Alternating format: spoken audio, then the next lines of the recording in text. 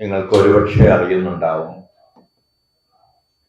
All India people's movement എന്ന പേരിൽ അഖിലേന്ത്യാ ജനകീയ പ്രസ്ഥാനം എന്ന് പറയാം, പ്രസ്ഥാനങ്ങളുടെ ഒരു സംഘമാണ് അത്. അത്തരമൊരു സംഘം കുറച്ചു കാലമായി ഇന്ത്യയിൽ പ്രവർത്തിക്കുന്നുണ്ട്. അനേകം സാംസ്കാരിക സംഘടനകളും പരിസ്ഥിതി സംഘടനകളും മറ്റും അത്തരമൊന്നിന്റെ ഭാഗമാണ്. അതിൻ്റെ ഒരു കേരള ഘടകം എന്ന നിലയിലാണ് ഉണരുക കേരളമേ, വേക്കപ്പ് കേരളം എന്ന പേരിൽ ഞങ്ങൾ ഉൾപ്പെടെ കുറെ പേർ ഒരു പ്രസ്ഥാനം കേരളത്തിൽ ആരംഭിച്ചിരിക്കുന്നത്. അതിന്റെ പ്രധാന ലക്ഷ്യങ്ങൾ ഒരുപക്ഷെ നിങ്ങൾക്ക് സ്വാഭാവികമായി തന്നെ ഇക്കാലത്ത് വ്യക്തമായിരിക്കും. നമ്മുടെ കൂടുതൽ കൂടുതൽ വിഷമയമായി വരുന്ന സാംസ്കാരിക രംഗത്തെ എങ്ങനെ വിദ്വേഷമുക്തമാക്കാം, എങ്ങനെ നമുക്ക് മതങ്ങൾ തമ്മിലും വിശ്വാസികളും വിശ്വാസമില്ലാത്തവരും തമ്മിലും ഉള്ള സൗഹൃദം വർദ്ധിപ്പിക്കാം, എങ്ങനെയാണ് മത രാഷ്ട്രീയവും കോർപ്പറേറ്റ് മുതലാളിത്ത രാഷ്ട്രീയവും തമ്മിലുള്ള കൂട്ടുകെട്ടിൽ നിന്ന് സ്വാഭാവികമെന്ന പോലെ ജനിക്കുന്ന ഫാസിസ്റ്റ് ശക്തികളെ നിയന്ത്രിക്കാൻ കഴിയുക, അവർക്കെതിരെ അവർ നിരന്തരമായി നടത്തുന്ന ഭരണഘടനാ ലംഘനങ്ങൾക്കെതിരെ, അവർ നടത്തുന്ന ജനങ്ങൾക്കെതിരായ നീക്കങ്ങൾക്കെതിരെ നമുക്ക്, പ്രത്യേകിച്ചും ഞാനൊരു യുവാവല്ല എങ്കിലും അനേകം യുവാക്കൾ ഈ പ്രസ്ഥാനത്തിലുള്ളതുകൊണ്ട് അവർക്ക് വേണ്ടി കൂടി പറയുകയാണ്, അത്തരത്തിലുള്ള ആളുകൾക്ക് വേണ്ടി, യുവാക്കൾക്ക്, യുവതികൾക്ക്, അല്ലെങ്കിൽ ട്രാൻസ്ജെൻഡർ വിഭാഗങ്ങളിൽപ്പെട്ട ആളുകൾക്ക് എന്തെല്ലാം ചെയ്യാൻ കഴിയും, ഇതെല്ലാം ആലോചിക്കാനും അത് പ്രവൃത്തിപഥത്തിൽ കൊണ്ടുവരാനും വേണ്ടിയുള്ള ഒരു സംഘടനയാണ് വേക്കപ്പ് കേരളം അഥവാ ഉണരൂ കേരളമേ എന്ന സംഘടന. അതിന്റെ വിശാലമായ ലക്ഷ്യങ്ങളെ കുറിച്ച് പ്രിയപ്പെട്ട ശരത്ത് കൂടുതൽ പറയുകയുണ്ടാവും. ഞാൻ അതിന്റെ പ്രധാന പോയിന്റുകൾ മാത്രം നിങ്ങൾ ശ്രദ്ധിക്കാൻ വേണ്ടി പറയുകയാണ്. അതിൽ ഒന്ന്, നമുക്കറിയാവുന്നതുപോലെ SIR എന്ന പേരിലുള്ള തികച്ചും ഭരണഘടനാ വിരുദ്ധമായ ഒരു പ്രക്രിയ നടന്നുകൊണ്ടിരിക്കുന്ന ഒരു കാലമാണ് ഇത്. അത് പ്രാഥമികമായും നമുക്ക് എല്ലാവർക്കും അറിയാവുന്നതുപോലെ ഒരു ഒഴിവാക്കൽ പ്രക്രിയയാണ്. അതായത് വോട്ടവകാശമുള്ള പൗരന്മാരെ വോട്ടവകാശമില്ലാത്തവരാക്കി മാറ്റാനുള്ള ഒരു ഗൂഢാലോചനയുടെ പ്രത്യക്ഷമായ അവതരണമാണ് SIRലൂടെ നടക്കുന്നത് എന്ന് പറയാം. അപ്പോൾ ആ രീതിയിലുള്ള പ്രവർത്തനങ്ങളെ നിരീക്ഷിക്കുക, അവയെ തിരുത്തുക, അവയെ പ്രതിരോധിക്കുക, നിയമപരമായും ജനകീയമായും അവയെ നേരിടുക, ഇതിന്റെ ആദ്യ ലക്ഷ്യങ്ങളിൽ ഒന്നാണ്. ഇക്കാലത്ത് പ്രത്യേകിച്ചും പ്രസക്തമായ ലക്ഷ്യങ്ങളിൽ ഒന്നാണ് എന്നതിനെ കുറിച്ച് പറയാം. SIRന് എതിരായ നിയമപരവും ജനകീയവുമായ പ്രക്ഷോഭങ്ങൾ, അതിനെക്കുറിച്ചുള്ള പ്രാഥമിക പഠനങ്ങൾ ഞങ്ങൾ നടത്തി കഴിഞ്ഞിട്ടുണ്ട്. രണ്ടാമത്, നമ്മുടെ ജനാധിപത്യം നമുക്കറിയാവുന്നതുപോലെ മിക്കവാറും ഔപചാരികമായ ഒരു ജനാധിപത്യമാണ്. ജനാധിപത്യം യഥാർത്ഥ ജനാധിപത്യമാകുന്നത് അടിത്തട്ടിലെ മനുഷ്യർ ആ ജനാധിപത്യത്തിൽ പ്രത്യക്ഷപ്പെടുമ്പോഴാണ്. അവർ അത് കർഷകരാകാം, തൊഴിലാളികളാകാം, പല തരത്തിലുള്ള വംശ, മത, ലൈംഗിക ന്യൂനപക്ഷങ്ങൾ ആകാം, ആദിവാസികളാകാം, ദളിതരാകാം, പിന്നോക്ക വിഭാഗങ്ങളാകാം, ദരിദ്രരായ മനുഷ്യരാകാം. ഇങ്ങനെയുള്ള ആളുകൾ എപ്പോൾ പഞ്ചായത്തുകൾ മുതൽ പാർലമെന്റുകൾ വരെ അവിടെയുള്ള സ്ഥാനങ്ങളിൽ ഇരിക്കുന്നുവോ, എപ്പോൾ അവരുടെ പ്രതിനിധാനം ശക്തമാകുന്നുവോ, അപ്പോൾ മാത്രമാണ് ജനാധിപത്യത്തെ നമുക്ക് യഥാർത്ഥത്തിൽ ജനാധിപത്യം എന്ന് വിളിക്കാൻ കഴിയുക. ഏതാനും സവർണരായ ആളുകളുടെയോ ധനികരായ ആളുകളുടെയോ മാത്രം സാന്നിധ്യം കൊണ്ട് ജനാധിപത്യം അതിന്റെ പൂർണ്ണാർത്ഥത്തിൽ ജനാധിപത്യം ആവുകയില്ല. അതുകൊണ്ട് ഈ വിഭാഗങ്ങളെ ശക്തിപ്പെടുത്തുക എന്നത്, അവരുടെ പ്രാതിനിധ്യത്തിന് വേണ്ടി വാദിക്കുക എന്നത്, സ്ത്രീകളുടെ ആയാലും ദളിതരുടെ ആയാലും പലതരത്തിലുള്ള പിന്നോക്ക വിഭാഗങ്ങളുടെ ആയാലും ന്യൂനപക്ഷങ്ങളുടെ ആയാലും ഒക്കെ അവരുടെ ഒരു പ്രതിനിധാനത്തിന് വേണ്ടി വാദിക്കുക എന്നത് ഈ സംഘടനയുടെ മറ്റൊരു അതിപ്രധാനമായ ലക്ഷ്യമാണ്. അവരെ ഒഴിവാക്കാനുള്ള ഫാസിസ്റ്റ് രീതിയിലുള്ള നീക്കങ്ങളെ ചെറുക്കുക എന്നത് സ്വാഭാവികമായും അതിന്റെ ഒരു ഭാഗമാണ്. മൂന്നാമതായി യുവജന പങ്കാളിത്തം നമ്മുടെ ഇലക്ട്രൽ പ്രോസസ്സിൽ, അതായത് നമ്മുടെ തെരഞ്ഞെടുപ്പിന്റെ പ്രക്രിയയിൽ നമ്മുടെ ജനാധിപത്യത്തിൽ വർദ്ധിപ്പിക്കാനുള്ള ശ്രമങ്ങൾ നടത്തുക. നമുക്കറിയാവുന്നതുപോലെ യുവജനങ്ങളിൽ ഒരു വിഭാഗമെങ്കിലും അരാഷ്ട്രീയവൽക്കരിക്കപ്പെട്ടുകൊണ്ടിരിക്കുന്ന, ചിലപ്പോഴൊക്കെ അവർ രാഷ്ട്രീയത്തിൽ ഇടപെടുന്നതായി നടിച്ചാൽ പോലും പലപ്പോഴും രാഷ്ട്രീയത്തോട് അലർജി ഉള്ള, അതിനെ അകറ്റി നിർത്താൻ ശ്രമിക്കുന്ന ഒരുപാട് ചെറുപ്പക്കാർ പല വിഭാഗങ്ങളിലും പലപ്പോഴും ഒരു ടെക്നോക്രസിയുടെ ഒക്കെ ഇരകളാണ്. ആ തരത്തിൽ ഒരുപാട് യുവജന അവരെ രാഷ്ട്രീയവൽക്കരിക്കുക എന്ന് പറഞ്ഞാൽ ജനാധിപത്യത്തെ പറ്റിയും തെരഞ്ഞെടുപ്പുകളെ പറ്റിയും അവരെ തന്നെ നിയന്ത്രിക്കുന്ന ശക്തികൾ ആരാണ് എന്നതിനെ പറ്റിയും ഒക്കെയുള്ള ബോധം അവരിൽ ഉണ്ടാക്കുക എന്നത്, യുവജന പങ്കാളിത്തം രാഷ്ട്രീയത്തിൽ വർദ്ധിപ്പിക്കുക എന്നത് ഇതിന്റെ ലക്ഷ്യങ്ങളിൽ ഒന്നാണ്. അതിനുവേണ്ടി ഞങ്ങൾക്ക് വലിയൊരു യുവജന വിഭാഗമുണ്ട്. അതിനെ കൂടുതൽ വലുതാക്കാനുള്ള ശ്രമങ്ങൾ നടക്കുന്നുണ്ട്. നാലാമത്തേത് ഭരണഘടനയുടെ സംരക്ഷണമാണ്. ഭരണഘടന നമുക്ക് അറിയാവുന്നതുപോലെ തുടർച്ചയായി ലംഘിക്കപ്പെടുന്നുണ്ട്. അത് ഈ ചിലപ്പോഴൊക്കെ നിയമപരമാണ് എന്ന് പറഞ്ഞുകൊണ്ട് തന്നെ നിയമപരമല്ലാത്ത കാര്യങ്ങൾ നടപ്പിലാക്കപ്പെടുന്നുണ്ട്. പ്രതിപക്ഷങ്ങളെ ഒഴിവാക്കുകയോ പ്രതിപക്ഷങ്ങളെ നിശബ്ദമാക്കുകയോ ചെയ്യാനുള്ള ശ്രമങ്ങൾ നിരന്തരമായി നടക്കുന്നുണ്ട്. രാഹുൽ ഗാന്ധിയെ പോലും പാർലമെന്റിൽ പ്രസംഗിക്കാൻ അനുവദിച്ചൂടാ എന്ന് പറയുന്ന ആളുകൾ നിയന്ത്രിക്കുന്ന ഒരു പാർലമെന്റാണ് നമുക്കുള്ളത്. അപ്പൊ നമുക്ക് ഊഹിക്കാവുന്നതേ ഉള്ളൂ, ഏത് അറ്റം വരെ പോയും പ്രതിപക്ഷത്തെ നിശബ്ദമാക്കാനുള്ള ഒരു യത്നം നടത്തുന്നുണ്ട്. അപ്പൊ അതിനെതിരെ നമ്മുടെ ഭരണഘടന എന്തു പറയുന്നു, നമ്മുടെ സ്വാതന്ത്ര്യങ്ങൾ, പലതരത്തിലുള്ള ആവിഷ്കാര സ്വാതന്ത്ര്യങ്ങൾ എന്തെല്ലാമാണ്? ഒരു മതം തിരഞ്ഞെടുക്കാനുള്ള സ്വാതന്ത്ര്യം, ഒരു പാർട്ടി തിരഞ്ഞെടുക്കാനുള്ള സ്വാതന്ത്ര്യം, കലാപരമായി സാംസ്കാരികമായുള്ള ആവിഷ്കാരത്തിനുള്ള സ്വാതന്ത്ര്യം, ഈ സ്വാതന്ത്ര്യങ്ങൾ ഉയർത്തിപ്പിടിക്കുന്ന രീതിയിൽ ഭരണഘടനാ പരിചയം ജനങ്ങളിൽ വർദ്ധിപ്പിക്കുക. അതിനുവേണ്ടി ഞങ്ങളൊരു ഭരണഘടനോത്സവത്തെ കുറിച്ചും ആലോചിച്ചിട്ടുണ്ട്. അതിന്റെ തിയറി താമസിക്കാതെ തന്നെ ഒരുപക്ഷെ മറ്റൊരു സമ്മേളനത്തിലൂടെ ഞങ്ങൾ പറയുന്നതായിരിക്കും. ഒപ്പം തന്നെ പല ഈ BJP ശക്തമായ മണ്ഡലങ്ങൾ എന്ന് ഏതാണ്ട് ഒരു ഞങ്ങൾ ഐഡന്റിഫൈ ചെയ്തിട്ടുണ്ട്. ശക്തം ഒരു ജയസാധ്യത പോലുമുള്ള മണ്ഡലങ്ങൾ ഉൾപ്പെടെയുള്ള കേരളത്തിന്റെ പല ഭാഗങ്ങളിലെ മണ്ഡലങ്ങൾ, ആ മണ്ഡലങ്ങളിൽ വളരെ വളരെ മൂർച്ചയോടുകൂടി തന്നെ ഈ BJP നടത്തുന്ന അതിന്റെ ഫാസിസ്റ്റ് പരിപാടികളെ തുറന്നു കാട്ടുകയും എതിർക്കുകയും ചെയ്യുന്ന രീതിയിലുള്ള പ്രവർത്തനങ്ങൾ നടത്തുക എന്നതും ഇതിന്റെ ഒരു പ്രധാനപ്പെട്ട ലക്ഷ്യമാണ്. അതുപോലെ സാമൂഹ്യ മാധ്യമം, ഒരുപാട് കപട വാർത്തകൾ, പ്രത്യേകിച്ച് തെരഞ്ഞെടുപ്പ് കാലത്ത് കപട വാർത്തകൾ ഒരുപാട് പ്രചരിക്കും. ആ കപട വാർത്തകളുടെ കാലത്ത് എങ്ങനെയാണ് ഫാക്ട് ചെക്ക് നടത്തുക? ഞങ്ങൾ അത്തരത്തിലുള്ള ഒരു ശില്പശാല പോലും നടത്തുകയുണ്ടായി. എങ്ങനെയാണ് അത് വസ്തുതയാണോ, ശരിയാണോ ഈ പറയുന്നത്, അതോ AIയോ മറ്റോ ഉണ്ടാക്കിയ ഒരു രൂപമാണോ ഇത്, ഈ സംസാരം ഇയാൾ പറഞ്ഞതാണോ, ഇത്തരം കാര്യങ്ങൾ അന്വേഷിക്കാനുള്ള അത്തരത്തിലൊരു പരിശീലനം ഇതിലെ അംഗങ്ങൾക്കും പുറത്തുള്ള ആളുകൾക്കും കൂടുതലായിട്ട് നൽകുക. അവസാനമായി എന്ന് പറഞ്ഞാൽ അനേകം പരിപാടികൾ നമ്മുടെ മനസ്സിലുണ്ടെങ്കിൽ പോലും നാം യുദ്ധങ്ങളിലൂടെ കടന്നു പോകുന്ന ഒരു കാലമാണ്. അസംബന്ധം എന്ന് തോന്നുന്ന യുദ്ധങ്ങൾ, പക്ഷേ കുട്ടികളുടെ ചോര കുടിക്കുന്ന യുദ്ധങ്ങൾ, തങ്ങളുടെ പ്രദേശം കൂടുതൽ വിപുലമാക്കാൻ വേണ്ടിയുള്ള യുദ്ധങ്ങൾ, രാഷ്ട്രങ്ങളുടെ അതിർത്തികൾ വെച്ചുകൊണ്ട് പരസ്പരം ആക്രമിക്കുകയും പരസ്പരം കൊല്ലുകയും ചെയ്യുന്ന യുദ്ധങ്ങൾ, സാമ്രാജ്യത്വത്തിന്റെ വളരെ കൃത്യമായ നേതൃത്വത്തിൽ നടക്കുന്ന യുദ്ധങ്ങൾ, ഈ തരത്തിലുള്ള യുദ്ധം എന്ന ആശയം മനുഷ്യവിരുദ്ധമായ ഒരു ആശയമാണ് എന്നും ഒരുപക്ഷെ പ്രകൃതി നമ്മെ നശിപ്പിക്കും മുമ്പേ യുദ്ധങ്ങൾ നമ്മെ നശിപ്പിച്ചേക്കാം എന്നും നമ്മെ ഓർമ്മിപ്പിക്കുന്ന രീതിയിലുള്ള യുദ്ധവിരുദ്ധമായ പ്രവർത്തനങ്ങൾ നടത്തുക. ഈ പ്രവർത്തനങ്ങളെ ഏകോപിപ്പിച്ച് ജനാധിപത്യത്തിലുള്ള യഥാർത്ഥ ജനാധിപത്യത്തിന്റെ വിശ്വാസം ഉറപ്പിക്കുകയും അതിനെ വിപുലമാക്കുകയും ചെയ്യുക.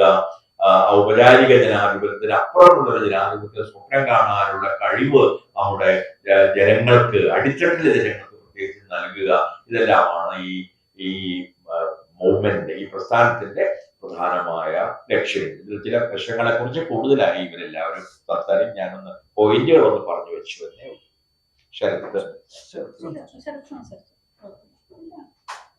സച്ചിമാഷ് പറഞ്ഞത് സമഗ്രമായിട്ട് സച്ചിമാഷ് പറഞ്ഞു കഴിഞ്ഞിരിക്കുന്നു.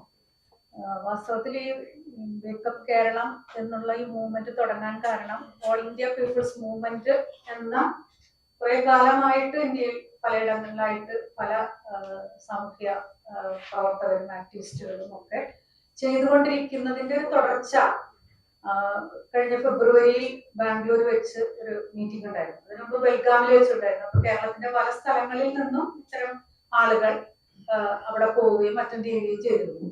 സച്ചിദാനന്ദ മാഷ് നേതൃത്വം കൊടുക്കുന്ന ദേശീയ മാനവിക വേദിയിൽ നിന്ന് ഞങ്ങൾ 6 പേർ ബാംഗ്ലൂർ പോവുകയുണ്ടായി. അപ്പൊ അവിടെ വെച്ചിട്ട് വിശദമായിട്ട് 2 ദിവസത്തെ ചർച്ചകൾ ഉണ്ടായിരുന്നു. എങ്ങനെ മൂവ് ചെയ്യണം, ഈ ഒരു ആശയത്തെ മുൻനിർത്തി ഓരോ സ്റ്റേറ്റിന്റെയും പ്രത്യേകത അനുസരിച്ച് എങ്ങനെ മൂവ് ചെയ്യണം എന്നൊക്കെയുള്ള ചർച്ചകൾ അവിടെ നടന്നു. അതിന്റെ ഫലമായിട്ടാണ് ഞങ്ങള് ദേശീയ മാനവിക വേദിയുണ്ട്. ധാരാളം മറ്റ് ശരത്തൊക്കെ ദീർഘകാലമായിട്ട് ഇത്തരം പ്രവർത്തനങ്ങളുമായിട്ട് മുന്നോട്ട് പോകുന്ന ആൾക്കാരാണ്. തിരുവനന്തപുരം മുതൽ നോർത്തിലേക്കും ഒക്കെയുള്ള ആക്ടിവിസ്റ്റുകൾ, കലാകാരന്മാർ, സാഹിത്യകാരന്മാർ, ധാരാളം സാഹിത്യകാരന്മാർ നമ്മുടെ കൂടെ ഇന്ന് ജോയിൻ ചെയ്തിട്ടുണ്ട്, ചേർന്നുകൊണ്ടിരിക്കുന്നുണ്ട്. വസ്തുത ഞങ്ങൾ തുടങ്ങിയിട്ട് 1.5 മാസമേ ആയിട്ടുള്ളൂ. അപ്പൊ അതുകൊണ്ട് തന്നെ ചേർന്നുകൊണ്ടേയിരിക്കുന്നുണ്ട്. ഈ ആശയം കേൾക്കുമ്പോൾ വളരെ താല്പര്യത്തോടു കൂടി ചേർന്നുകൊണ്ടിരിക്കുന്നുണ്ട്. ഒരു സാംസ്കാരിക മൂവ്മെന്റിന്റെ പ്രാധാന്യം എന്താണ് എന്നുള്ളത് കൃത്യമായിട്ട് നമുക്ക് നോക്കിക്കഴിഞ്ഞാൽ കർണാടകയിലെ എന്തളു കന്നഡ എന്ന മൂവ്മെന്റ് നോക്കിയാൽ നമുക്ക് മനസ്സിലാവും. വാസ്തവത്തിൽ കർണാടകത്തിൽ നിന്ന് തന്നെയാണ് ഇതിന്റെ ഒരു ലീഡ് തുടങ്ങിയിരിക്കുന്നത്. അപ്പൊ ഈ ഒരു സാംസ്കാരിക മൂവ്മെന്റിന്റെ പ്രാധാന്യം എത്ര വലുതാണ് എന്നുള്ളത് രാഷ്ട്രീയക്കാർക്ക് ചെയ്യാൻ പറ്റാത്ത പലതും ഈ സാംസ്കാരിക മനസ്സിന് ജനങ്ങളോട് പറയുകയും അവരെ ബോധവൽക്കരിക്കുക എന്നല്ല, അവരെ തന്നെ കൃത്യമായിട്ട് അവർക്ക് അറിയാവുന്ന അവരുടെ അസ്വസ്ഥതകളെ പുറത്തു കൊണ്ടുവരാനും ഒക്കെ ഉള്ളൊരു സാധ്യത കൊടുക്കുന്നുണ്ട്. അപ്പൊ അതുകൊണ്ട് തന്നെ ഇതിന്റെ ഒരു പ്രാധാന്യം മനസ്സിലാക്കിയിട്ടാണ് ഈ എഴുത്തുകാരും കലാകാരന്മാർ, ചിത്രകാരന്മാർ, സാമൂഹ്യ പ്രവർത്തകർ, സാംസ്കാരിക പ്രവർത്തകർ, പാരിസ്ഥിതിക പ്രവർത്തകർ എല്ലാവരും ഒന്നിച്ചിട്ടാണ് ഇത് തുടങ്ങുന്നത്. അത് ഗ്രാജ്വലി വലുതായിക്കൊണ്ടിരിക്കുന്നുണ്ട്. അതിന്റെ ഒരു പോസിറ്റീവ് ഇതിലാണ്, സന്തോഷത്തിലാണ് നമ്മൾ ഉള്ളത്. എന്തെങ്കിലുമൊക്കെ ചെയ്യാൻ സാധിക്കും എന്നുള്ളൊരു വിശ്വാസം നമുക്കുണ്ട്. ഇനി ശരത്തും സ്മിതയും സംസാരിച്ചു.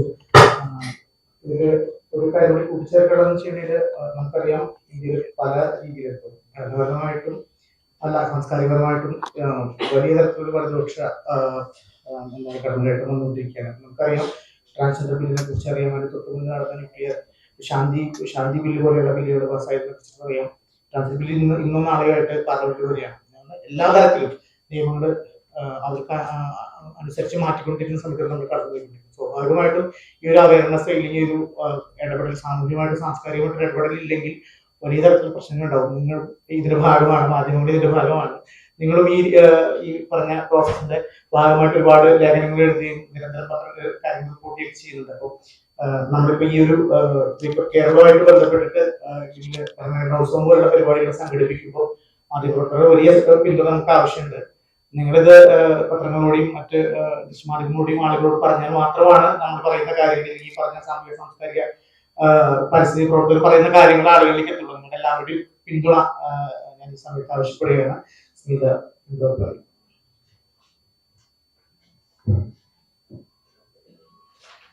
വർഗീയ ഫാസിസ്റ്റ് ശക്തികൾ, പ്രത്യേകിച്ച് ഹിന്ദുത്വ ശക്തികളെ കേരളത്തിൽ നിന്ന് അഭിവൃദ്ധിപ്പെടുത്തേണ്ടതിന്റെ ആവശ്യകത ഈ ഒരു ഘട്ടത്തിൽ കുറച്ച് കൂടുതൽ കൂടിയാണ്. പൊതുവെ നമ്മുടെ കേരളത്തിലെ വളരെ പുരോഗമനപരമായിട്ടൊരു സമൂഹമാണെന്ന് പറയുന്ന, അല്ലെങ്കിൽ അതിന് കാരണങ്ങളായിട്ടുള്ള പലരെയും അട്ടിമറിക്കുന്ന രീതിയിൽ വിദ്യാഭ്യാസ മേഖലയിലും വലിയ തോതിലുള്ള മാറ്റങ്ങൾ നടത്താൻ അവർ ലക്ഷ്യമിട്ടുകൊണ്ടുള്ള നയങ്ങൾ പുറത്തിറക്കിയിട്ടുണ്ട്.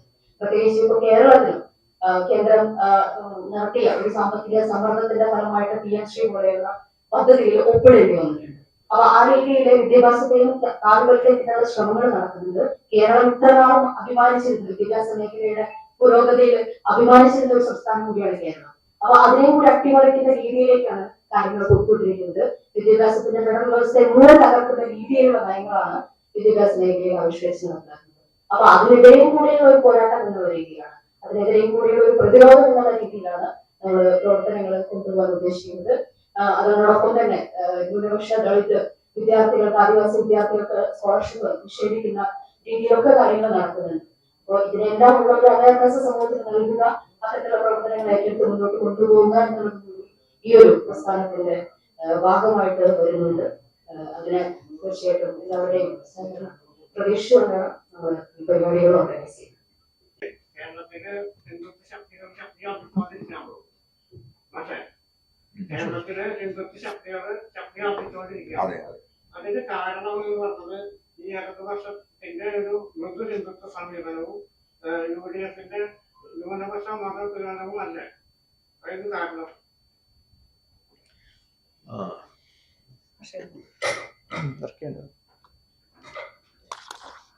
ആരാണ് ഇതിന് ഉത്തരവാദി എന്ന് ഏതെങ്കിലും ഒരാളിലോ ഒരു കക്ഷിയിലോ മാത്രം അതിന് ഉത്തരവാദിത്വം ഒതുക്കാൻ കഴിയുമെന്ന് എനിക്ക് തോന്നുന്നില്ല. കാരണം ഒരു ഭാഗത്ത് പലതരത്തിലുള്ള തന്ത്രങ്ങൾ ഉപയോഗിക്കപ്പെടുന്നുണ്ട്, പലതരത്തിലുള്ള കൂട്ടായ്മകൾ, ചിലപ്പോൾ പുരുഷന്മാരുടെയും സ്ത്രീകളുടെയും അല്ലെങ്കിൽ സ്ത്രീകളുടെ മാത്രവും ഒക്കെ ആയിട്ടുള്ള കൂട്ടായ്മകൾ ക്ഷേത്രങ്ങൾക്കും മറ്റും ചുറ്റുമായി ഉണ്ടാകുന്നുണ്ട്. അടിത്തട്ടിൽ നിന്നാണ്, നമുക്കറിയാവുന്നതുപോലെ 1914 ഹിന്ദു മഹാസഭ ഉണ്ടാകുന്നത്. 100 വർഷം കഴിഞ്ഞാണ്, 100 വർഷത്തെ നിരന്തരമായ തന്ത്രപൂർവമായ പ്രവർത്തനത്തിന്റെ ഫലമായിട്ടാണ് 2014 BJP കേന്ദ്രത്തിലൊരു ഗവൺമെന്റ് ഉണ്ടാക്കുന്നത്. ഈ പ്രവർത്തനം, അങ്ങേയറ്റം തന്ത്രപരമായ ഈ പ്രവർത്തനം, പലപ്പോഴും പുറമേ കാണാത്ത അടിയിലൂടെയുള്ള ഈ പ്രവർത്തനം തന്നെയാണ് ആത്യന്തികമായി BJPയുടെ വളർച്ചയുടെ കാരണം. അതിന്റെ മൂലധനം അത് തന്നെയാണ് എന്ന് ഞാൻ കരുതുന്നു. അതിന് അറിഞ്ഞും അറിയാതെയും നിലനിൽക്കുന്ന രാഷ്ട്രീയ കക്ഷികൾ സംഭാവന ചെയ്യുന്നുണ്ട് എന്ന് വരാം എന്നല്ല, എന്നുണ്ട് എന്ന് ഞാൻ കരുതുന്നു. പലപ്പോഴും നാം പ്രതീക്ഷിക്കുന്ന തരത്തിലുള്ള ഒരു പ്രതിരോധം നമ്മുടെ രാഷ്ട്രീയ പാർട്ടികളിൽ നിന്നുണ്ടാകുന്നില്ല എന്ന തോന്നൽ പക്ഷെ ഞങ്ങൾക്ക് എല്ലാവർക്കും ഉണ്ട്. എങ്ങനെയാണോ പ്രതികരിക്കേണ്ടത് ഇത്തരം കാര്യങ്ങളോട് എന്ന് തോന്നാറുണ്ട്. എന്തുകൊണ്ട് പലതും മറച്ചു വെക്കപ്പെടുന്നു? എന്തുകൊണ്ട് വോട്ട് ചോരി പോലെയുള്ള രാഹുൽ ഗാന്ധിയും മറ്റും പാർലമെന്റിൽ ഉയർത്തിയ മുദ്രാവാക്യങ്ങൾ അതേ ശക്തിയോടെ ഇവിടെ ഉയർത്തപ്പെടുന്നില്ല? എന്തുകൊണ്ട് നമ്മുടെ വിദ്യാർത്ഥി പ്രസ്ഥാനങ്ങൾ, ഞാനൊക്കെ സ്റ്റുഡൻസ് ഫെഡറേഷനോട് വളർന്നു വന്ന ഒരാളാണ്. ആ കാലത്ത് ലോകത്ത് എവിടെയെങ്കിലും ഒരു അനീതി നടന്നാൽ അതിനെതിരെ ശബ്ദിച്ചിരുന്ന ആളുകളിലായിരുന്നു യുവാക്കളും യുവതികളും എല്ലാം തന്നെ.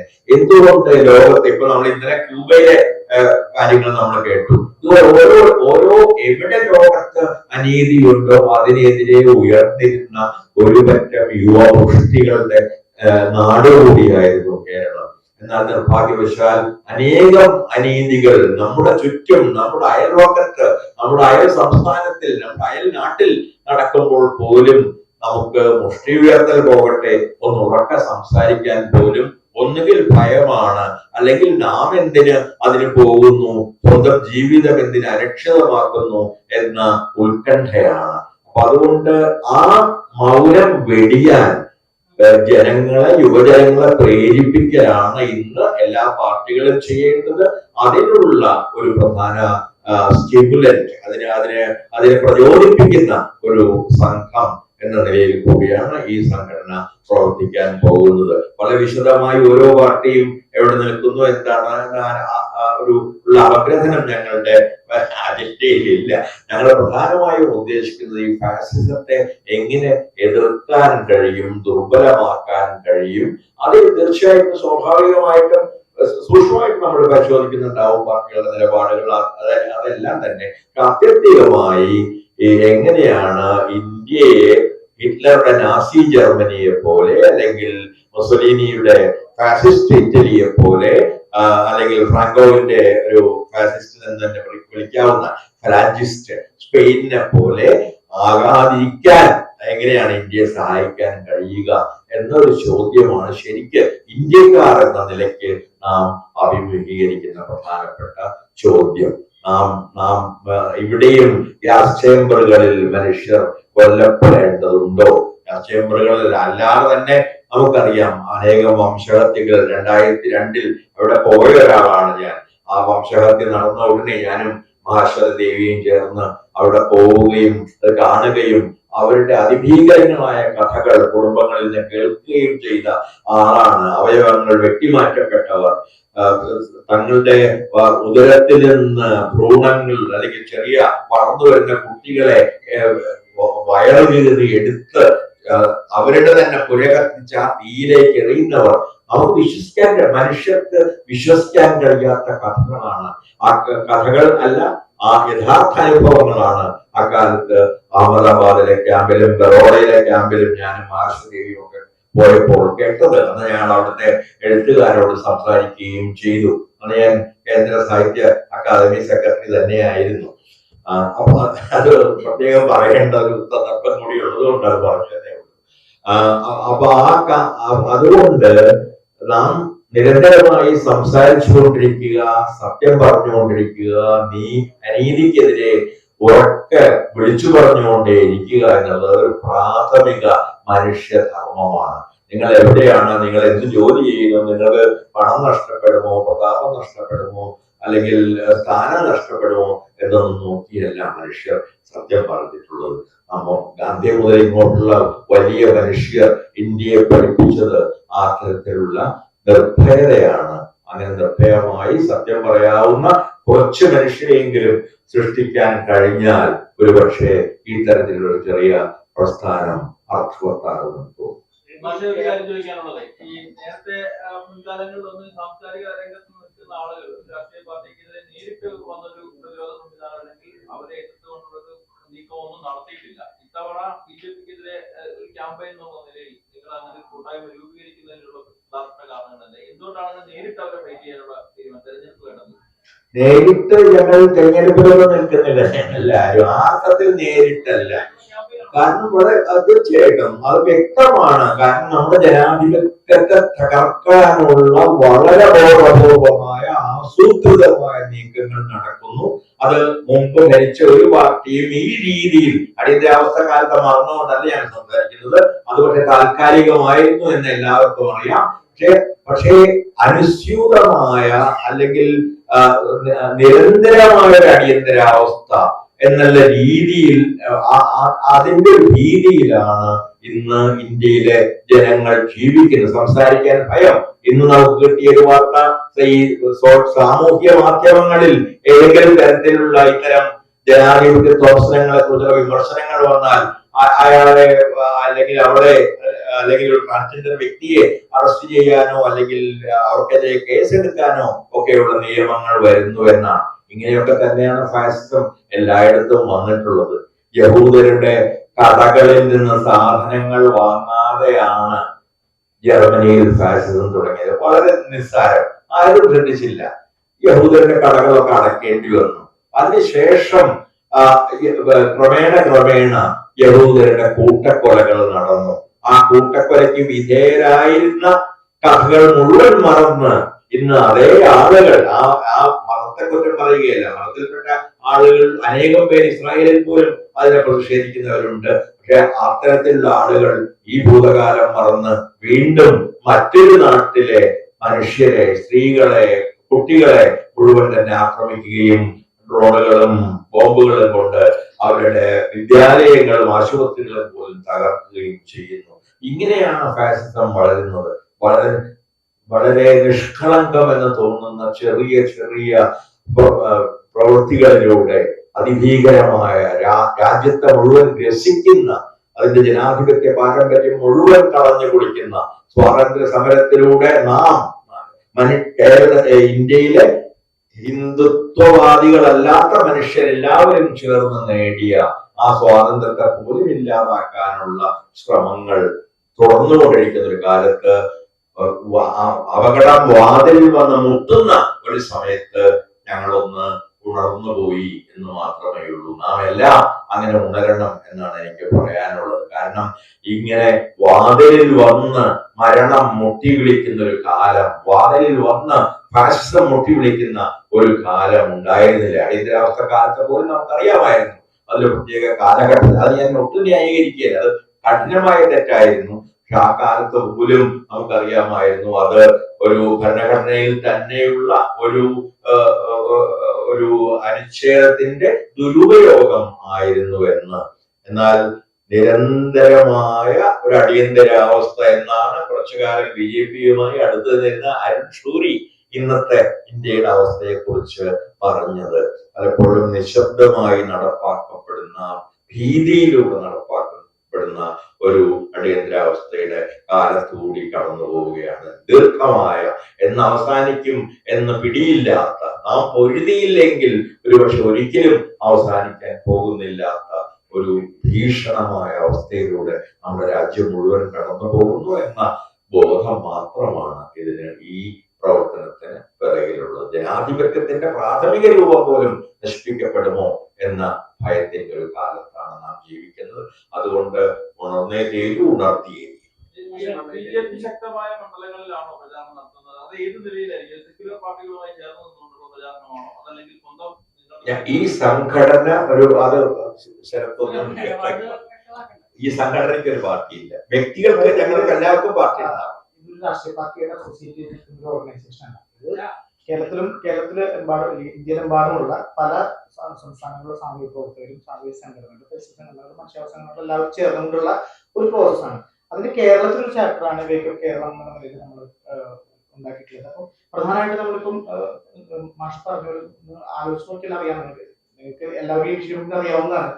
വിദ്യാഭ്യാസമായിട്ട് ബന്ധപ്പെട്ട മേഖലയിൽ, കച്ചവടമായിട്ട് ബന്ധപ്പെട്ടുള്ള മേഖലയിൽ, നമ്മുടെ ഹെൽത്തുമായി ബന്ധപ്പെട്ട മേഖലയിൽ, എല്ലാ മേഖലകളിലും, സാമ്പത്തികമായിട്ട് ബന്ധപ്പെട്ടുള്ള മേഖലയിൽ നമ്മുടെ പലതരത്തിലുള്ള നിയമങ്ങൾ മാറ്റുന്നത്. എല്ലാ സ്ഥലത്തും വലിയ തരത്തിൽ കലാഹസ്തങ്ങൾ എന്ന് പറയുന്ന തരത്തിലാണ് ഇത് ഈ ഒരു വിഷയം ഫാസിസം ബാധിച്ചുകൊണ്ടിരിക്കുന്നത്. സ്വാഭാവികമായിട്ടും നമ്മൾ അതിനെ എങ്ങനെ റെസിസ്റ്റ് ചെയ്യാമെന്നുള്ളതിനെ കുറിച്ച് ആലോചിക്കുകയും നമ്മൾ കൂടിയിരിക്കുകയും അങ്ങനെയാണ് ഭരണഘടനോത്സവം എന്നുള്ള പ്രോസസ്സ് ഉണ്ടായി വരുന്നത്. അപ്പം അതിന്റെ ഡേറ്റ് ഈ വരുന്ന ദിവസങ്ങളിൽ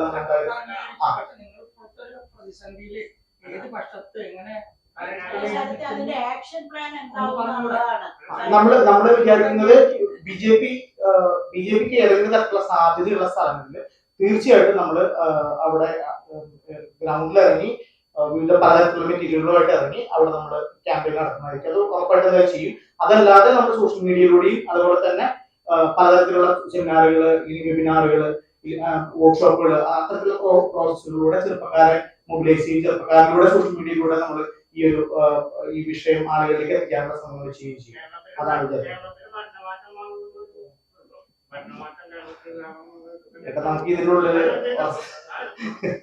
നമുക്ക് ഇതിനുള്ള വസ്തുതൂടെ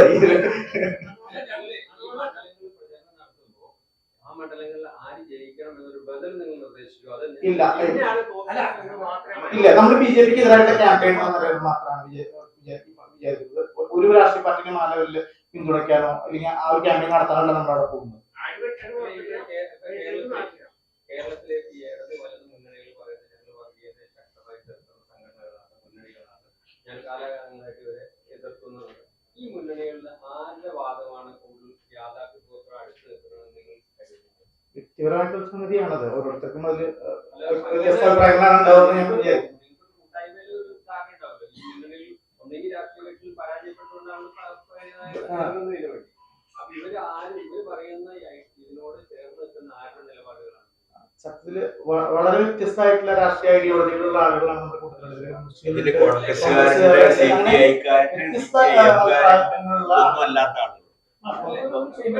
പരാജയമായതുകൊണ്ടാണോ നിങ്ങളെ പോലുള്ള രംഗത്ത് ഇറങ്ങേണ്ടി വന്നത്? കാരണം ഈ രാഷ്ട്രീയ കക്ഷികളാണ് ഒരു പ്രധാന റോള് വഹിക്കേണ്ടത്.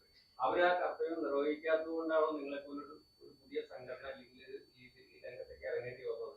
അല്ല, ഒരുപാട് സാമൂഹിക സംഘടനകൾ ഉണ്ടായിട്ടുണ്ട്. ഇപ്പൊ ഞാൻ പറഞ്ഞിപ്പം നേരത്തെ പറഞ്ഞ ദേശീയ മാനവിക വേദി പോലുള്ള NAPM പോലുള്ള ഒരുപാട് സംഘടനകൾ കേരളത്തിൽ വർക്ക് ചെയ്തുകൊണ്ടിരിക്കുന്നുണ്ട്. രാഷ്ട്രീയ പാർട്ടികൾ അവരവരുടെ രീതിയിലുള്ള പ്രവർത്തനങ്ങൾ കാലങ്ങളെ ചെയ്തുകൊണ്ട് വരുന്നത്. അല്ല, നമുക്കത് പ്രത്യേകമായിട്ട് നമുക്ക് ചെയ്യാനുണ്ട് എന്ന് തോന്നുന്നതുകൊണ്ടാണല്ലോ നമ്മുടെ അത്ര സംഘടനകൾ രൂപീകരിക്കുന്ന കൂട്ടായ്മ ഉണ്ടാക്കി മുന്നോട്ട് പോകുന്നത്. അപ്പോൾ നിങ്ങൾക്കൊരു എന്ത് ഈ സമയത്ത് ചെയ്യാൻ അതൊക്കെ അംഗീകരിച്ചു. അത് BJPയുടെ നയങ്ങളെ തുറന്നു കാണിക്കുക എന്നുള്ളത് തന്നെയാണ് ഞങ്ങൾക്ക് ചെയ്യാനുള്ളത്. അഞ്ച് ബി ജെ പിയുടെ വിദ്യാഭ്യാസ നയമായാലും ബി ജെ പിയുടെ ആവിഷ്കാര സ്വാതന്ത്ര്യത്തോടുള്ള നമുക്കറിയാം എന്ന് തൊട്ട് ആരംഭിച്ചതാണ് കൊലപാതകം എന്നുള്ളത്. എന്റെ സുഹൃത്തുക്കളാണ് കാൽബുർഗി, എന്റെ ഏറ്റവും അടുത്ത വ്യക്തിപരമായ സുഹൃത്തും പണ്ഡിതനായിരുന്നു. ഗൗരിയെ എനിക്ക് വളരെ നന്നായിട്ട് അറിയാം. അവര് കൊല്ലപ്പെട്ട ദിവസം ഞാൻ അവിടെ ബാംഗ്ലൂരുണ്ട്. ഞാൻ അന്ന് ഗിരീഷ് കർണാട് ജീവിച്ച് അദ്ദേഹത്തോടൊപ്പം പ്രതിഷേധത്തിൽ പങ്കെടുത്ത ആളാണ് ഞാൻ. കർഷക സമരത്തിൽ പോയി സംസാരിച്ച ഒരാളാണ് ഞാൻ. ഷഹീൻ ബാഗിൽ പോയി സംസാരിച്ച ഒരാളാണ് ഞാൻ.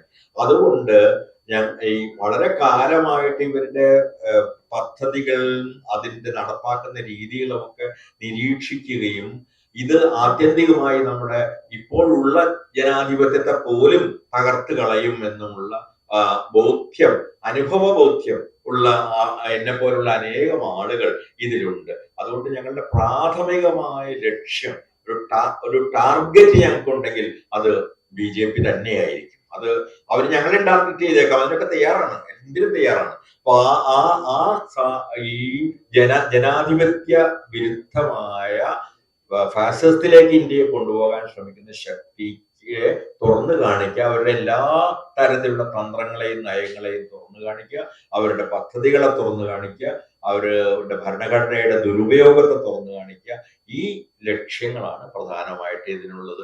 ഒരുപക്ഷെ നിങ്ങൾക്ക് ഇതിനെ യെച്ചൂരിയുടെ ഇന്ത്യ സഖ്യമൊക്കെ ആയിട്ട് ബന്ധപ്പെടുത്തുന്നതിന് ഞങ്ങൾക്ക് വിരോധമൊന്നുമില്ല. കാരണം ഇതിലുള്ളത് ഞങ്ങളിൽ പല പാർട്ടിക്കാരുമായിട്ടുള്ള ആളുകളുണ്ട്, പാർട്ടി ഒന്നും ഇല്ലാത്തവരാണ് പക്ഷെ ഭൂരിപക്ഷം. അങ്ങനെ കൃത്യമായ പാർട്ടി ഒന്നും ഇല്ലാത്ത ആളുകളുണ്ട്, സ്വതന്ത്രമായി ചിന്തിക്കുന്ന ആളുകളുണ്ട്, ലിബറൽ ഇന്റലക്ച്വൽസ് എന്ന് പറയുന്ന ആളുകളുണ്ട്, പലതരത്തിലുള്ള ആളുകളുണ്ട്. പക്ഷെ ആത്യന്തികമായി ബി ജെ പി ആണ് ഇന്ത്യയുടെയും ജനാധിപത്യത്തിന്റെയും പ്രധാന ശത്രു എന്ന് തിരിച്ചറിഞ്ഞ ആളുകളാണ് ഇതിലെല്ലാവരും. ആ തിരിച്ചറിവ് കൂടുതൽ ആളുകളിലേക്ക് എത്തിക്കാനുള്ള ഒരു എളിയ ശ്രമമാണ് ഞങ്ങളുടെ ഈ ചെറിയ പക്ഷെ വളരുന്ന സംഘടന. പഴയ പ്രസ്താവനയോട് കൂടി വായിക്കുമ്പോഴേ ഭരണ തുടർച്ച ദുഷിപ്പിക്കുമെന്ന് അങ്ങനെ തന്നെ പറഞ്ഞിട്ടുണ്ട്. അത് ആരുടെയാണെങ്കിലും ഭരണ തുടർച്ച ദുഷിപ്പിക്കുമെന്ന് പറഞ്ഞിട്ടുണ്ട്. നമ്മളിപ്പോ ഫാഷിസത്തിനെ കുറിച്ചും ജനാധിപത്യത്തിനെ കുറിച്ചും സംസാരിക്കുന്നുണ്ട്. ആര് വരണം എന്നാണ് പറയുന്നത്? ആര് വന്നാലാണ് ഇത് ദുഷിപ്പില്ലാതെ? അതെ, ഞാൻ പറഞ്ഞത് അന്ന് പറഞ്ഞ 4 വർഷം മുമ്പ് ഇന്ത്യൻ എക്സ്പ്രസിന് കൊടുത്ത ഇന്റർവ്യൂവിലും ഇതേ കാര്യം പറഞ്ഞതാണ്. എന്റെ ആത്മകഥയിലും ഇതേ കാര്യം എഴുതിയിട്ടുള്ളതാണ്. ഞാൻ പറയുന്നത് ഇതൊരു താത്വിക പ്രസ്താവമാണ്. സൈദ്ധാന്തികമായി നാം ലോകത്തെല്ലാം അനുഭവിച്ചിട്ടുള്ളത് ഈ തുടർ ഭരണം പലപ്പോഴും പലതരത്തിലുള്ള അതോറിറ്റേറിയൻ എന്ന് പറയുന്ന അധികാര കേന്ദ്രിതമായ അവസ്ഥകളിലേക്ക് നയിച്ചേക്കാം. കൂടുതൽ അഴിമതിക്കാരായ ആളുകൾ അധികാരത്തോട് ഒട്ടി നിന്നാൽ മാത്രം തങ്ങളുടെ പദ്ധതികൾ നടത്തിക്കൊണ്ടുപോകാൻ കഴിയുമെന്നുള്ള രീതിയിലുള്ള ആളുകൾ ഈ ഭരണകക്ഷിയില് അല്ലെങ്കിൽ അതിന്റെ പ്രത്യയശാസ്ത്രത്തിൽ യാതൊരു വിശ്വാസവും ഇല്ലാതെ തന്നെ അതിലേക്ക് കടന്നു വന്നേക്കാം. ഇതിന്റെ അനുഭവങ്ങൾ നാം ചിലയിടങ്ങളിൽ 2ഇടങ്ങളിലും കണ്ടിട്ടുണ്ട്.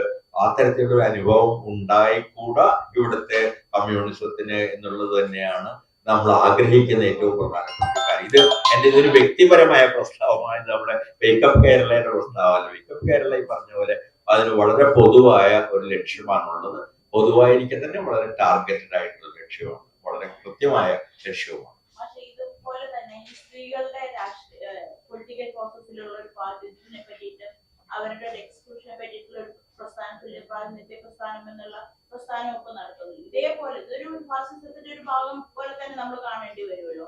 ഈ ഒരു 50%-ലധികമുള്ള സ്ത്രീകളെ ഇത്രയും കാലമായിട്ട് പുറത്ത് അത്തരം പ്രസ്ഥാനങ്ങളുമായിട്ട് കൂടെ ചേർന്ന് നിങ്ങൾ പ്രവർത്തിക്കാൻ ഉദ്ദേശിച്ചു? തീർച്ചയായിട്ടും കൂടുതൽ പറയേണ്ടത് അവരാണ്. ഞാൻ പക്ഷെ അതിന് തുടക്കം പറയാം. അതായത് നമ്മൾ ഇതിൽ തീർച്ചയായിട്ടും വിശ്വസിക്കുന്നുണ്ട് സ്ത്രീകളുടെ മാത്രമല്ല, സ്ത്രീകളുടെ പ്രാതിനിധ്യം ആ സ്ത്രീകളിൽ തന്നെ ഏത് സ്ത്രീകളെന്ന് ഞാൻ ആ ചോദ്യം കൂടി ചോദിക്കും. അതിൽ ദളിത് സ്ത്രീകളുണ്ടോ, ആദിവാസി സ്ത്രീകളുണ്ടോ, അധ്വാനികളായ സ്ത്രീകളുണ്ടോ, ദരിദ്രരായ സ്ത്രീകളുണ്ടോ? ഈ ചോദ്യം കൂടി ചോദിച്ചുകൊണ്ട് മാത്രമേ എനിക്ക് അതിനോട് യോജിക്കാൻ കഴിയൂ. തുല്യ പ്രാതിനിധ്യം എന്നുള്ളത് ഞാൻ സമ്പൂർണമായി വിശ്വസിക്കും. കാരണം ഫാസിസത്തിന്റെ ഏറ്റവും പ്രധാന ലക്ഷണങ്ങളിൽ ഒന്ന്, അത് ഹന്നാ അരന്റ് മുതൽ നോം ചോംസ്കി വരെ എല്ലാവരും പറഞ്ഞിട്ടുണ്ട്, പുരുഷ മേൽക്കോയ്മയാണ്, ആൺകോയ്മ അല്ലെങ്കിൽ പാട്രിയാർക്കി എന്ന് നമ്മൾ പറയുന്ന സംവിധാനമാണ്. അപ്പൊ ഈ പാട്രിയാർക്കിയിൽ നിന്ന് നമ്മുടെ പല രാഷ്ട്രീയ പാർട്ടികളും മുക്തമാണെന്ന് എനിക്ക് വ്യക്തിപരമായി തോന്നിയിട്ടില്ല. അതുകൊണ്ട് ഈ പാട്രിയാർക്കിയെ എതിർക്കുക എന്നത് ഈ സ്ത്രീകളുടെയും ഈ ട്രാൻസ്ജെൻഡർ വിഭാഗങ്ങളുടെയും നേരത്തെ പറഞ്ഞ അനേകം വിഭാഗങ്ങളുടെയും ന്യൂനപക്ഷങ്ങളുടെയും ഒക്കെ തന്നെ പ്രതിനിധാനത്തിന് അവരെ കൂടി ഉൾക്കൊള്ളുന്നു, സ്ത്രീകളെ കൂടി ഉൾക്കൊള്ളുന്നു വളരെ വളരെ പ്രധാനമാണ്. അതിനെക്കുറിച്ച് കുട്ടിക്ക് എന്തെങ്കിലും പറയാൻ?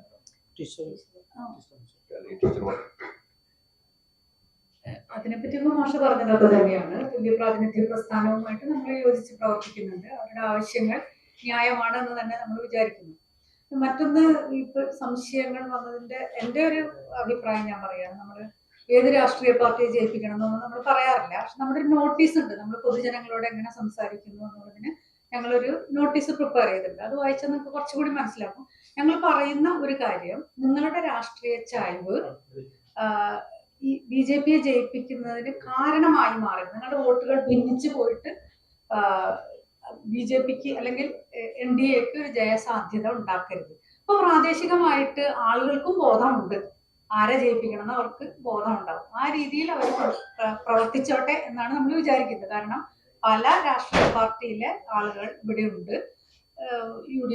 UDF ജയിക്കണം എന്ന് ആഗ്രഹിക്കുന്നവരുണ്ട്, LDFന് തുടർഭരണം കിട്ടണം എന്ന് ആഗ്രഹമുള്ളവരുണ്ട്. അപ്പൊ പ്രാദേശികമായിട്ട് അത് ജനങ്ങൾക്ക് നമ്മൾ വിട്ടുകൊടുക്കുകയാണ്. നിങ്ങളുടെ രാഷ്ട്രീയ ചായ്വ് ഇത്തരത്തിലുള്ള ഒരു NDA ഇത്തരം ഒരു വിജയത്തിന് കാരണമാവരുത് എന്ന് അവർ തീരുമാനിക്കുകയും അവര് ഏത് കക്ഷിക്ക് വോട്ട് ചെയ്യണമെന്ന് അത് അവർക്ക് വിട്ടുകൊടുക്കുകയാണ് നമ്മൾ ചെയ്യുന്നത്. അത്രയും നമുക്കിപ്പോ സാധ്യമാവും. ഞങ്ങൾ ഇത് എതിർക്കുന്നു, ബദൽ വേണം. ആ ബദൽ ഇന്നതാണെന്ന് ചൂണ്ടിക്കാണിച്ച് ആളുകൾ ബോധവൽക്കരിക്കേണ്ടത്, അല്ലെങ്കിൽ അത് രാഷ്ട്രീയ നിലപാടല്ലേ? അതില്ല. ഫാസിസത്തിന്റെ ബദൽ ജനാധിപത്യമാണ്. വളരെ സിമ്പിൾ ആണ് അതിന്റെ ഉത്തരം. ഫാസിസത്തിനൊരു ബദൽ വേണം എന്നാണ് നമ്മൾ പറയുന്നത്. നമ്മൾ പറയും ജനാധിപത്യം. ആളുകൾ ജനങ്ങൾ തെരഞ്ഞെടുക്കും. ഏത് ഗവൺമെന്റ് തിരഞ്ഞെടുത്താലും അവിടെ ജനാധിപത്യം നടപ്പിലാകുന്നു. ആ രീതിയിൽ ഫാസിസ്റ്റ് അല്ലാത്ത ഏത് കക്ഷിയെ തെരഞ്ഞെടുത്താലും ശരി, അവിടെ നമ്മൾ ജനാധിപത്യത്തിന്റെ വിജയം കാണും. അതിന്റെ കൂടെ നേരത്തെ സൂചിപ്പിച്ച പോലെ പലതരത്തിലുള്ള പ്രാതിനിധ്യങ്ങൾ അതിൽ കൂടി വരുമ്പോൾ ആ ജനാധിപത്യത്തിന് ആഴം ഉണ്ടാകുന്നു, വലിപ്പം ഉണ്ടാകുന്നു, അർത്ഥം ഉണ്ടാകുന്നു. ഈ കാര്യമാണ് നമ്മൾ പറയാൻ ശ്രമിക്കുന്നത്. ഡൽഹിയിൽ നിന്ന് ഇവിടെ വന്നപ്പോഴാണ് എനിക്ക് ഇത്തരം ചോദ്യങ്ങളൊക്കെ ഫേസ് ചെയ്യേണ്ടി വന്നു. ക്ഷമയോടുകൂടി പറഞ്ഞുകൊള്ളട്ടെ. അവിടെ എടുത്ത് വലതൊക്കെ പറഞ്ഞ് മനസ്സിലാവുമായിരുന്നു. ഇവിടെ കുറച്ച് വിഷമമുണ്ട്.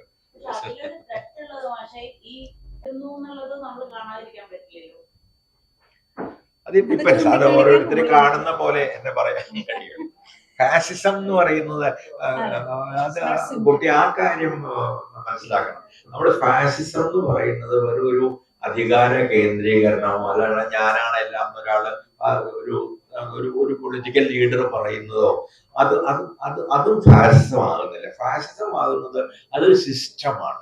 ജനാധിപത്യത്തെ മുഴുവൻ നശിപ്പിച്ചു കളയുന്ന, നേരത്തെ സൂചിപ്പിച്ചതുപോലെ പുരുഷ മേധാവിത്വം ഉൾപ്പെടെയുള്ള അല്ലെങ്കിൽ മൂലധന മേധാവിത്വം, കോർപ്പറേറ്റ് മൂലധനത്തിന്റെ മേധാവിത്വം ഉൾപ്പെടെയുള്ള അനേകം മേധാവിത്വങ്ങൾ, അല്ലെങ്കിൽ ഹിന്ദുത്വം എന്ന് പറയുന്ന പ്രത്യേകിച്ച് ഹിന്ദു മതമല്ല, ഹിന്ദു മതം എന്ന് പറഞ്ഞാൽ ഒന്നുമല്ല, അത് ഹിന്ദുത്വം എന്ന് പറയുന്ന ഒരു പൊളിറ്റിക്കൽ ഐഡിയോളജിയാണ്, രാഷ്ട്രീയ പ്രത്യയം. ഇവയൊക്കെ ചേർന്നുണ്ടാക്കുന്ന ജനാധിപത്യത്തെ നശിപ്പിക്കുന്ന ഒരു ഐഡിയോളജിയാണ് നമ്മൾ ഫാസിസം എന്ന് പറയുന്നത്. അപ്പോൾ നമ്മൾ പലപ്പോഴും ലൂസായിട്ട് ഉപയോഗിക്കാറുള്ളതാണ്. ഞാൻ പറഞ്ഞല്ലോ കേട്ടോ, പലപ്പോഴും നമ്മള് അയാളൊരു ഫാസിസ്റ്റ് ആണെന്ന് പറയാം. അങ്ങനെ ഒരാളല്ല ഫാസിസ്റ്റ്, ഇറ്റ്സ് എ സിസ്റ്റം. അതൊരു ഡെമോക്രസിയെ കൊല്ലുന്ന ഒരു വ്യവസ്ഥയാണ്. ആ രീതിയിൽ അതിനെ മനസ്സിലാക്കാനും മനസ്സിലാക്കിക്കാനും ഒക്കെ തന്നെയാണ് ഞങ്ങൾ ശ്രമിക്കുന്നത്.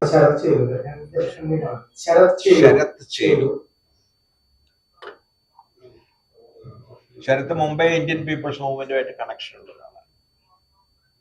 ഡോക്ടർ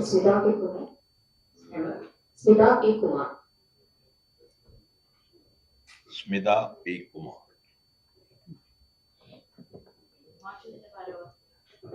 ചെയർപേഴ്സൺ ആണ്. ഖദീജ മാമിന്റെ പ്രോഗ്രാം കമ്മിറ്റി അംഗങ്ങളാണ്.